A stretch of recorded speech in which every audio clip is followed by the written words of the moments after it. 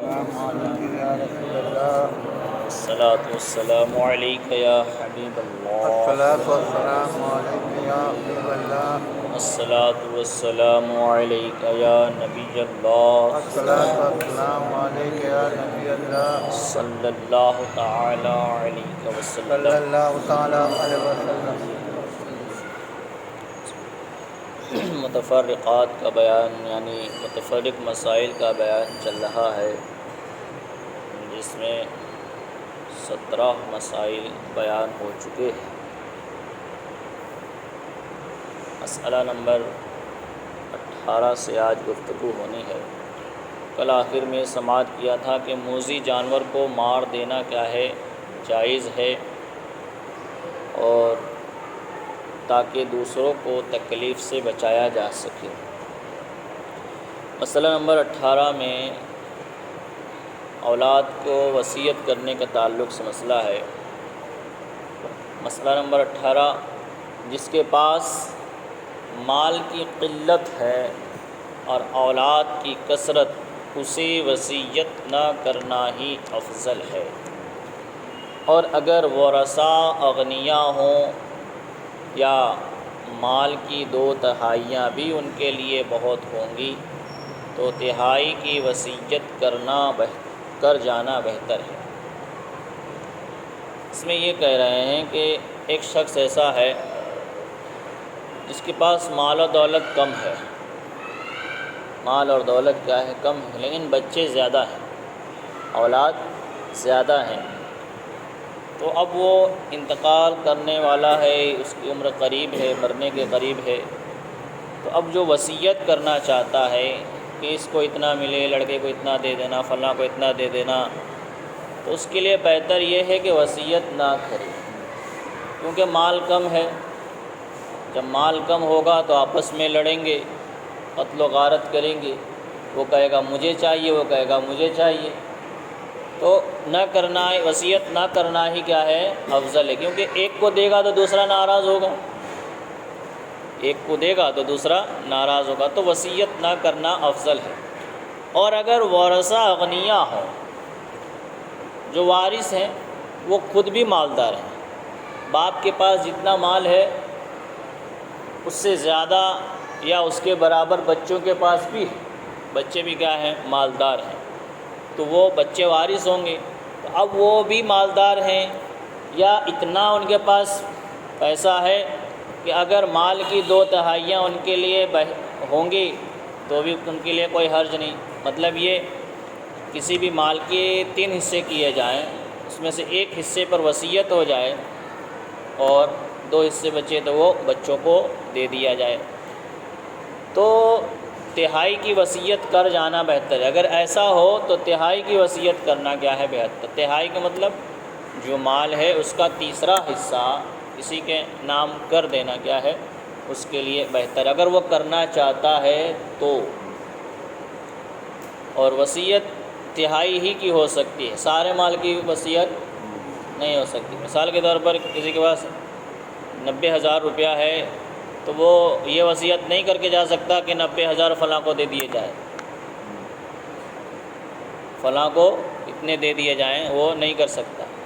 تو جتنا بھی وہ کہے گا ایک آدمی کے بارے میں یا کسی بچے کے بارے میں کہ اس کو سب مال دے دیا جائے، تو شریعت کی جانب سے اس کی وصیت تیسرے ہی پر ہوگی، تیسرے پہ مطلب 3 حصے پر ہوگی، 90,000 کے 3 حصے 30,000 ہوئے، تو 30,000 ہی دیے جائیں گے اسے، جس کے بھی بارے میں کہا ہے کہ اسے سب دے دیا جائے، اسے کتنا دیا جائے گا، 30,000۔ یہ وصیت ہے، وصیت میں تہائی ہی پر حکم لگتا ہے، تہائی ہی تک وصیت ہو، اس سے زیادہ کی وصیت نہیں، کیونکہ باقی کا جو مال بچے گا وہ وارثوں کا ہوگا، اگر سارا دوسرے کو دے دے گا تو بچے گا کیا، وارثین کیا لیں گے، جو وارثین ہیں وہ کیا لیں گے، اس لیے اس کی وصیت کیا ہوگی، تیسرے ہی پر ہوگی، تیسرے حصے پر۔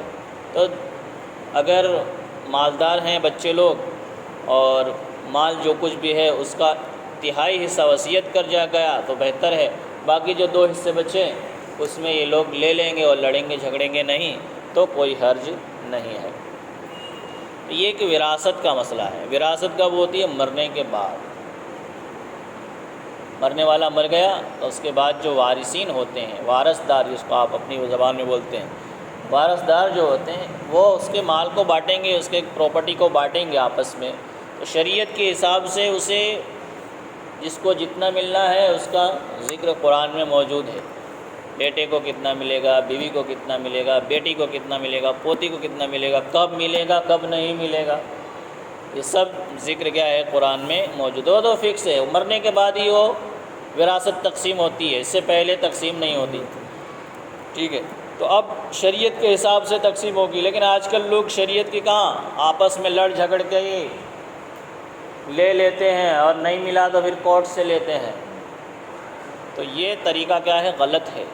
شریعت نے جو حصہ مقرر کیا ہے کہ جس کو جتنا ملا، اس مسئلے کو آپ کسی عالم کے پاس پیش کریں کہ ہمارا والد جو ہے اتنا روپیہ چھوڑ گیا، اتنی پراپرٹی چھوڑ گیا، ہم اتنے بھائی ہیں، اتنی بہن ہیں، ہماری ماں ہے، ہمارے بھائی کی بہن ہے، ہمارے والد کی بہن ہے، تو ان سب کا ذکر کریں اور بتائیں کہ بھائی ان میں کس طرح کس کو کتنا حصہ ملے گا۔ تو وہ مفتی یا عالم آپ کو پورا مسئلہ بتا دے گا کہ آپ کا جو بھی مال ہے اس کے اتنے حصے کیے جائیں گے، اس کا ایک اتنا حصہ فلاں کو ملے گا، اتنا حصہ فلاں کو ملے گا، اتنا حصہ فلاں کو ملے گا، وہ سب تقسیم کر کے آ جائے گا۔ تو پھر آپ اسی حساب سے بانٹیں، ٹھیک ہے۔ تو اس طریقے سے وراثت تقسیم ہوتی ہے، نہ کہ اپنی مرضی سے۔ مسئلہ نمبر 19، مرد کو اجنبیہ عورت کا جھوٹا اور عورت کو اجنبی مرد کا جھوٹا مکروہ ہے۔ مرد کو اجنبیہ عورت سے مطلب وہ عورت نہیں جسے آپ پہچانتے نہ ہوں، وہ عورت نہیں جسے آپ پہچانتے نہ۔ اجنبی عورت وہ جس سے آپ کا نکاح زندگی میں کبھی بھی ہو سکتا ہے، یعنی محرم نہ ہو، غیر محرم۔ کیا ہے؟ غیر محرم۔ تو محرم جو ہیں، ماں ہے، بہن ہے، پھوپھی ہے، یہ سب خالہ ہے، یہ سب کیا ہے؟ محرم ہے۔ ان سے آپ کا نکاح کبھی بھی نہیں ہو سکتا۔ جن سے نکاح ہو سکتا ہے اسے کہتے ہیں غیر محرم، اسے کیا کہتے ہیں؟ غیر محرم۔ تو اجنبیہ سے مراد کیا ہے؟ غیر محرم، ٹھیک ہے۔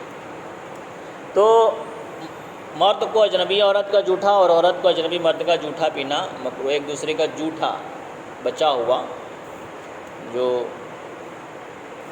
مطلب پی کر کے یا کھا کر کے جو چھوڑ دیتے ہیں جھوٹا، اس کو پینا یا کھانا کیا ہے؟ مکروہ ہے۔ زوجہ و محارم کے جھوٹے میں حرج نہیں۔ بیوی کا جھوٹا شوہر پی سکتا ہے، شوہر کا جھوٹا بیوی پی سکتی ہے۔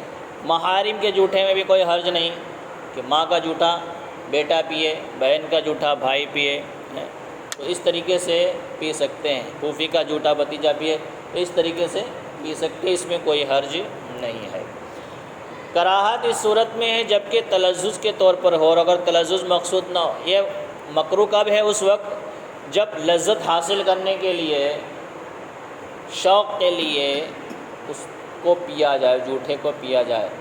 اور اگر تلذذ مقصود نہ ہو بلکہ تبرک کے طور پر پیا جائے، برکت حاصل کرنے کے لیے پیا جائے، جیسا کہ عالم باعمل اور باشرع پیر کا جھوٹا، عالم باعمل عالم ہو اس کا جھوٹا لوگ پئیں، عورت پیے یا مرد پیے، تو یا پیر صاحب جو باشرع ہیں، شریعت کے اعتبار سے عمل کرتے ہیں، ان کے جھوٹے کے لوگ تبرک سمجھ کر کھا پی لیتے ہیں، تو اس میں حرج نہیں ہے، اس میں وعدہ نہیں ہے، ٹھیک ہے۔ اس کو کر سکتے ہیں برکت حاصل کرنے کے لیے ہو تب، تلذذ حاصل کرنے، لذت حاصل کرنے کے لیے ہو تب نہیں۔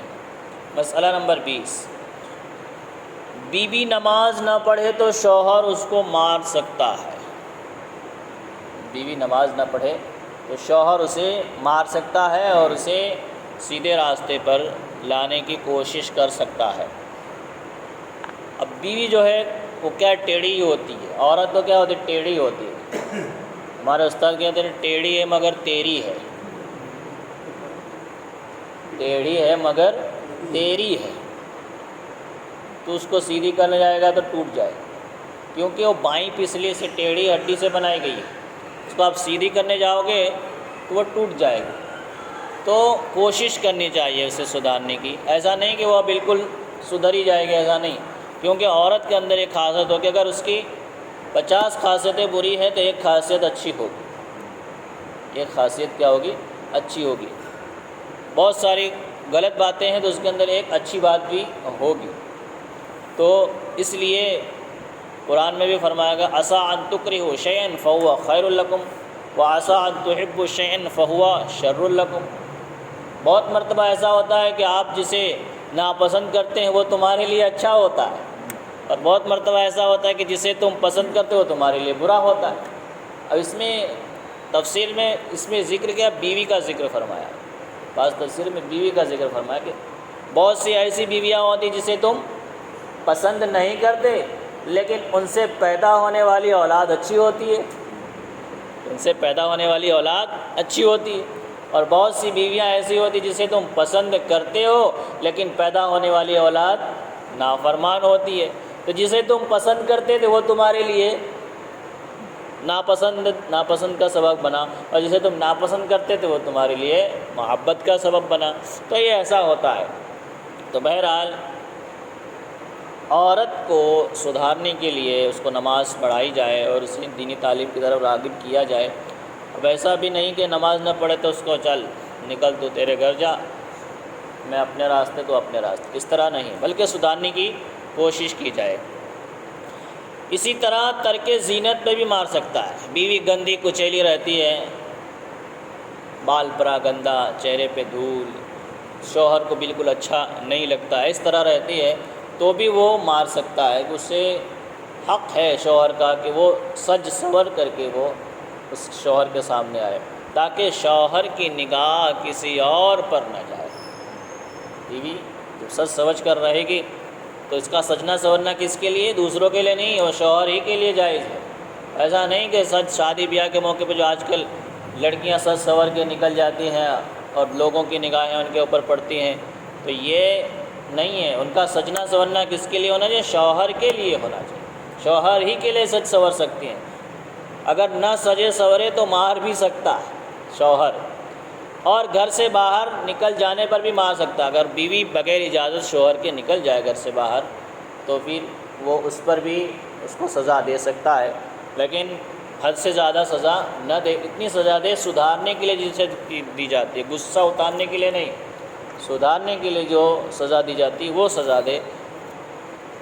مسئلہ نمبر 21، بیوی بیہودہ بلکہ فاجرہ ہو تو شوہر پر یہ واجب نہیں کہ اسے طلاق ہی دے ڈالے۔ کبھی کبھی عورتیں کیا ہوتی ہیں، خراب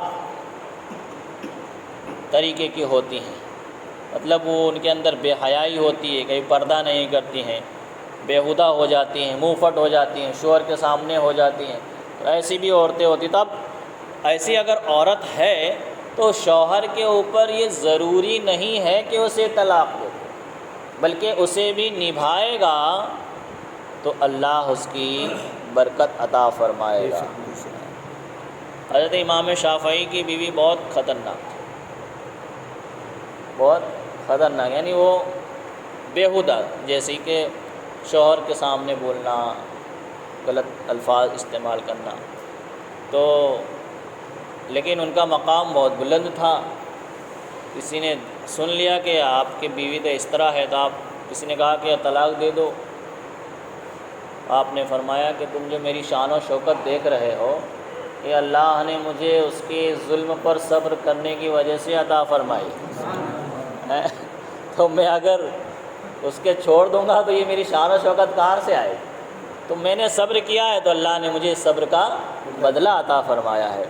یوں ہی اگر مرد فاجر ہو، عورت خراب نہ ہو، مرد فاجر ہو، گناہ کرتا ہو، تو عورت پر بھی یہ واجب نہیں کہ اس سے پیچھا چھڑوا لے۔ عورت بھی اگر اسے سجائے، اس کو سنبھال کے رکھے شوہر کو، اور اس سے پیچھا چھڑانے کی کوشش نہ کرے تو اللہ اس کا بدلہ عطا فرمائے گا، ٹھیک ہے۔ ہاں اگر یہ اندیشہ ہو کہ دونوں حدود اللہ کو قائم نہ رکھ سکیں گے۔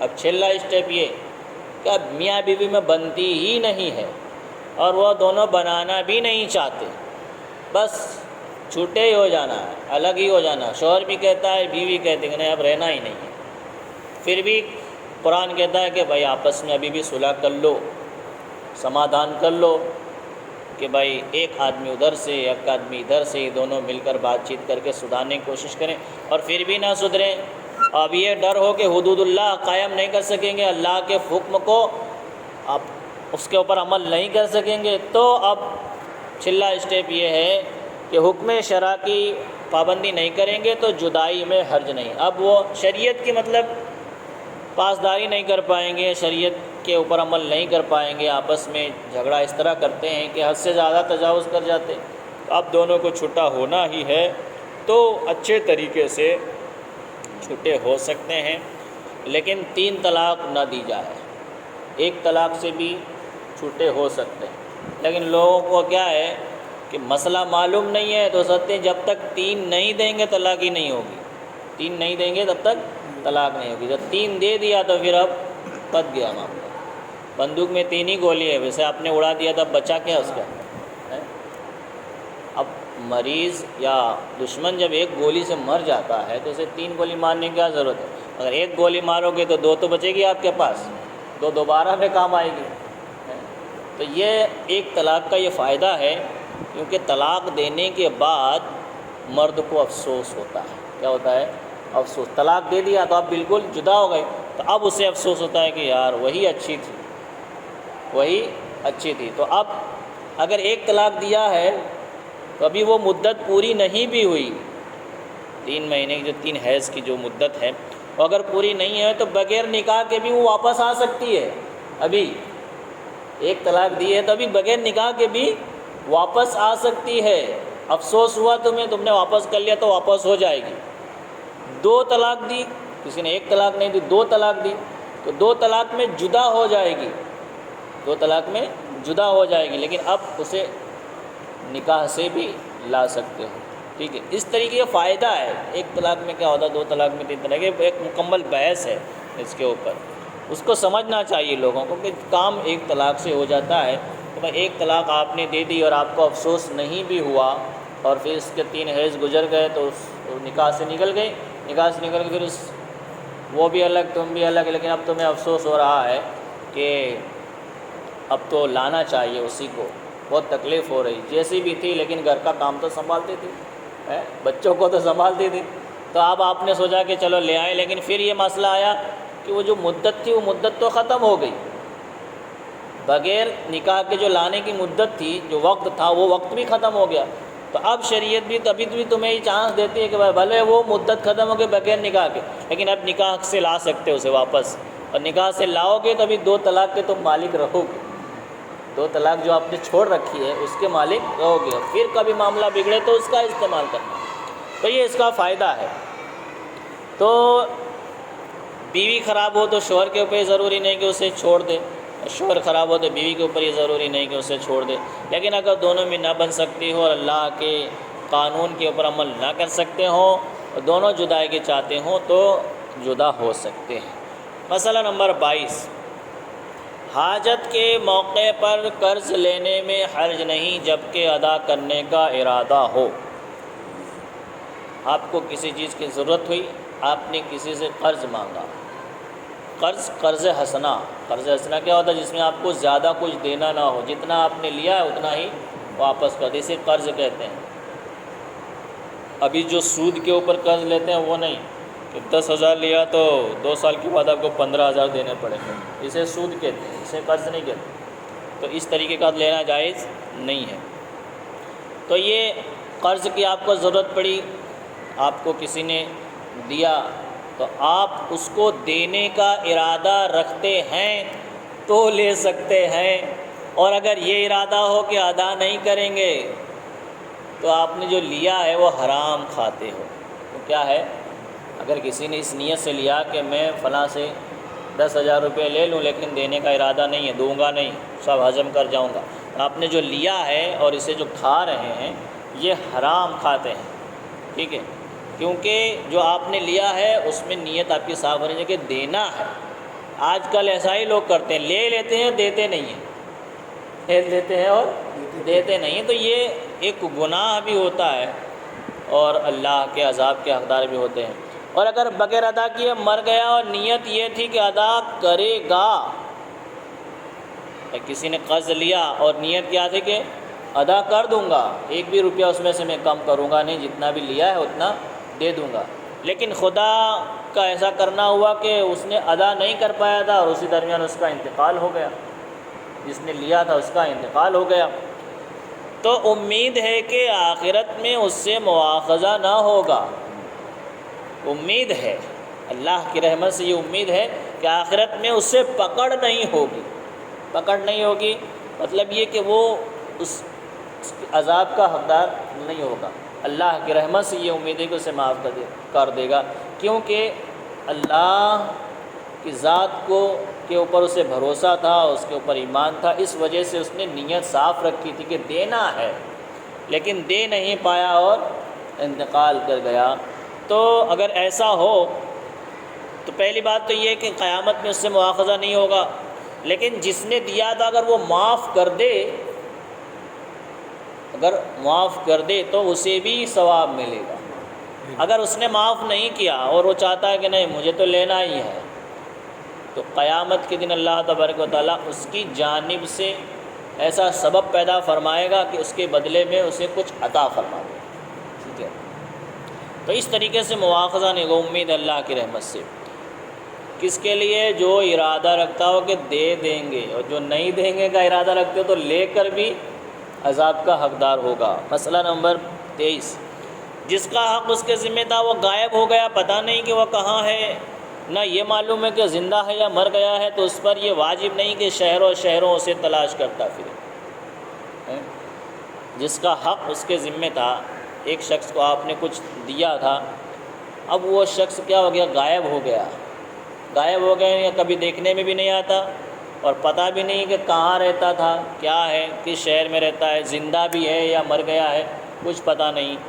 تو آپ کے اوپر یہ ضروری نہیں کہ آپ اس کو ڈھونڈتے پھریں، یہ ضروری نہیں کہ آپ ڈھونڈتے پھریں یا شہر اسے تلاش کرتا پھریں، یا اس کا الٹا یوں کہ وہ کسی کو کچھ دینا چاہتا تھا، کسی کا حق تھا اس کے اوپر، کسی سے اس نے 5,000 روپے لیے تھے، برابر، ایک آدمی نے 5,000 روپے لیے، تو جس سے لیے تھے وہ شخص غائب ہو گیا، جس سے لیے تھے وہ غائب ہو گیا کہ بھائی کہاں چلا گیا وہ، یہ دینا چاہتا ہے، یہ کیا دینا چاہتا ہے کہ وہ شخص مل جائے تو میں اسے اس کا حق لوٹا دوں، لیکن وہ مل ہی نہیں رہا ہے، نہ اس کا کوئی پتہ ہے، نہ یہ معلوم ہے کہ وہ زندہ ہے یا انتقال کر گیا، اور نہ ہی ان کے وارث کے بارے میں اسے کچھ خبر ہے۔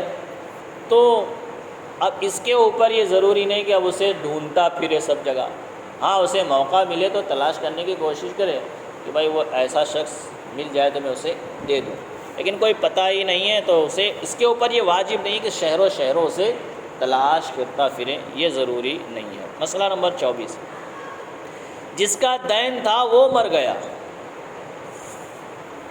اور مدیون دین سے انکار کرتا ہے،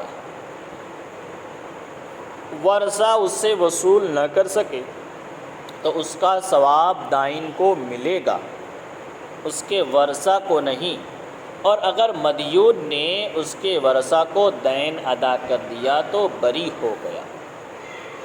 تو دیکھو یہ ایک لفظ جسے دین پڑھا جاتا ہے، یہ لکھا جاتا ہے دین، دال یا اور نون، دین بھی اسے پڑھا جاتا ہے، دین بھی پڑھا جاتا ہے، ٹھیک ہے۔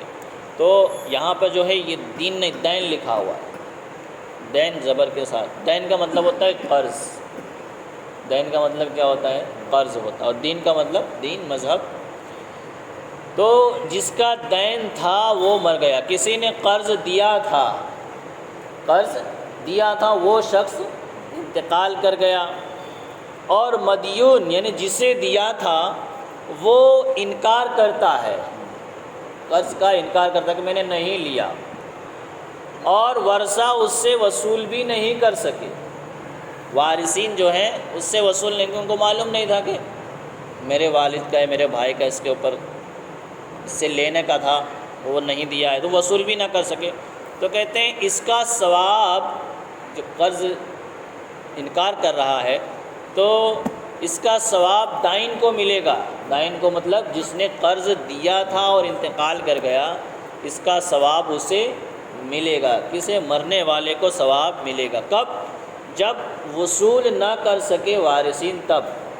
اور اگر جس کو قرض دیا تھا اس نے وارثین کو دے دیا، بھائی اس کے والد سے اس کو لینا تھا، وہ تو انتقال کر گیا، لیکن اس کے بچوں کو اس نے دے دیا، تو اب کہتے ہیں یہ بری الذمہ ہو گئے، یہ اس سے چھٹکارا پا گیا۔ اب اس میں اس کو جو دینا تھا اس نے دے دیا، وہ جس کو دینا تھا وہ مر گیا تو اس کے وارثین کو دے دیا، تو اب اس سے کیا ہو گیا؟ بری الذمہ ہو گیا۔ اب اس کے قیامت کے دن سے کوئی پکڑ نہیں ہوگی، کیونکہ اس کو جو دینا تھا وہ دے چکا ہے۔ تو یہ قرض کا معاملہ ہے۔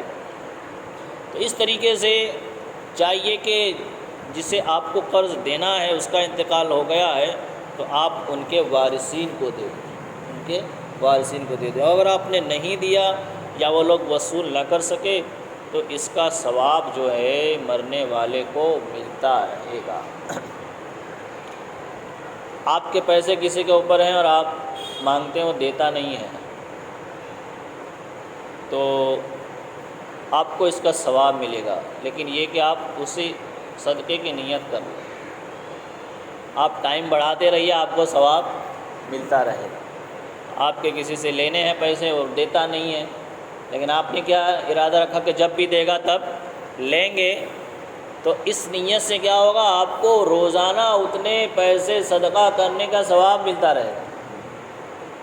اعلیٰ حضرت فاضل بریلوی کی کسی شخص کے اوپر 1500 روپے تھے اس زمانے میں، تو آپ فرماتے ہیں کہ مجھے اس سے لینا ہے لیکن وہ دے نہیں رہا ہے اور میں مانگ بھی نہیں رہا ہوں، تو میں روزانہ صدقے کی نیت کر لیتا ہوں اور وقت بڑھا دیتا ہوں، وقت کو بڑھا دیتا ہوں، تو مجھے روزانہ 1500 صدقہ کرنے کا ثواب مل جاتا ہے۔ تو اس طریقے سے کرنا چاہیے۔ اگر کسی کے آپ کو لینے ہیں وہ دے نہیں رہا ہے یا آپ خود نہیں اس کے پاس پہنچ پا رہے ہیں تو آپ اسے صدقے کی نیت رکھیے، جب بھی آپ لیں گے وہ تو ادا ہو ہی جائے گا، لیکن جب تک نہیں دے رہا تب تک آپ اسے وقت بڑھا دیجیے اور صدقے کی نیت کر لیجیے، تو اس کا بھی ثواب ملے گا انشاءاللہ۔ مسئلہ نمبر 25 سے پھر تو کریں گے۔ اللہ تبارک و تعالیٰ کی بارگاہ میں دعا ہے کہ مولا جو کچھ بیان ہوا اسے ہمیں سمجھنے کی توفیق عطا فرما، علم بلا زوال دولت سے مالا مال فرما، ہمیں جو بیمار ہیں انہیں شفائے کاملہ عاجلہ عطا فرما، جو مقروض ہیں انہیں بار قرض سے سبکدوشی عطا فرما۔